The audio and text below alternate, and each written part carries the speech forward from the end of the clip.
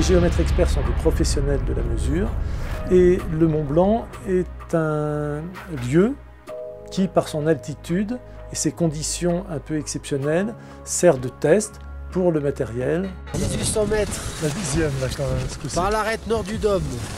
Je m'appelle Philippe Borel, je suis géomètre expert à Annecy depuis 27 ans. Je coordonne l'équipe qui va faire la mesure du Mont Blanc. Au départ, c'était ce pari matériel, c'était un peu le début du GPS quotidien dans nos cabinets. On avait envie de tester la précision et de voir un petit peu ce qui pouvait se passer. C'est une mesure que nous faisons depuis 2001, ce sera la 7e édition, nous faisons ça tous les 2 ans.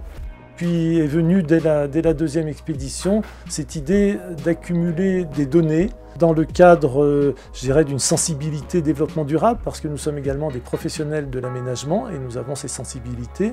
Le premier objectif est de mesurer la hauteur du Mont Blanc et de mesurer le volume de glace au-dessus de la cote 4800 mètres. Ce travail d'équipe a une dimension humaine et sportive, fédératrice, qui pourrait presque être comparée au plaisir de l'aboutissement d'un dossier un peu difficile.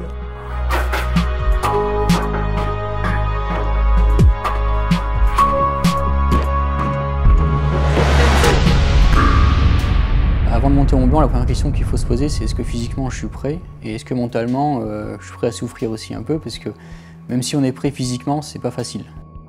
Je m'appelle Paul Chambon. Je suis responsable technique au sein de la société Hexagone depuis 2008. Donc, le réseau Terria, c'est un service de positionnement de haute précision par satellite.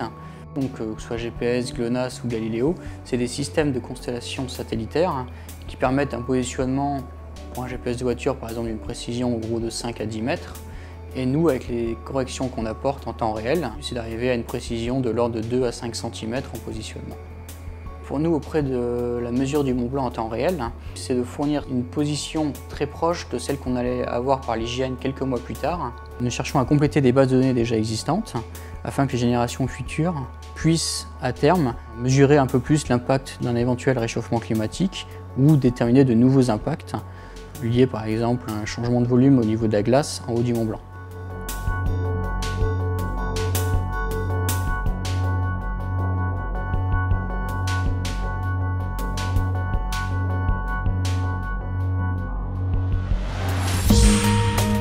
Aujourd'hui, on a miniaturisé les instruments, ils sont portables, ils résistent au froid, ils résistent au vent. Tout ça, ça fait que c'est réalisable aujourd'hui avec une logistique très très faible. Alors qu'on pourrait faire ça il y a 10 ans avec une logistique énorme. Il faudrait presque l'armée pour déposer tout ça en hélico. Donc on passe. Bon, des satellites, on en a plein. Évidemment, il n'y a pas trop d'arbres. Je m'appelle Farouk Kaded, je suis responsable des produits chez Leica Geosystem. Alors on est partenaire sur l'opération du Mont Blanc depuis 2001. Notre mission, c'est d'amener le matériel le plus perfectionné en haut pour pouvoir le mesurer dans les meilleures conditions, le plus précisément possible et le plus rapidement possible. Et ensuite, les géomètres experts, eux, se chargent des pivots qui sont en vallée. On mesure avec un GPS qui est positionné sur le sommet du Mont Blanc et qu'on laisse tourner pendant 2 heures. Ce GPS enregistre des données brutes et à l'issue de ça, c'est l'IGN qui va calculer l'ensemble des données pour sortir une altitude officielle.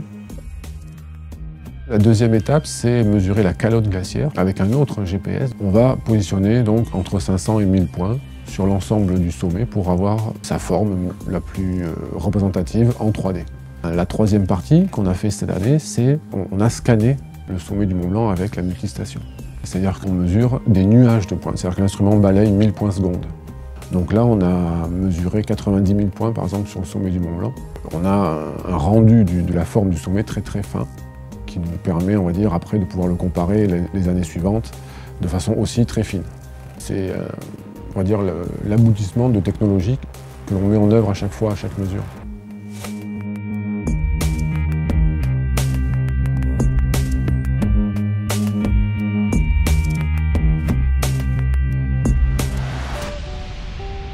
Modéliser un MNT du Mont Blanc ou modéliser le MNT d'un projet de terrassement dans le but de faire une route, techniquement il n'y a rien qui change. Mais après c'est juste un peu exceptionnel de modéliser le Mont Blanc sur son ordinateur. Je m'appelle Guillaume Levrel, je travaille au support technique de GeoMedia depuis 2009.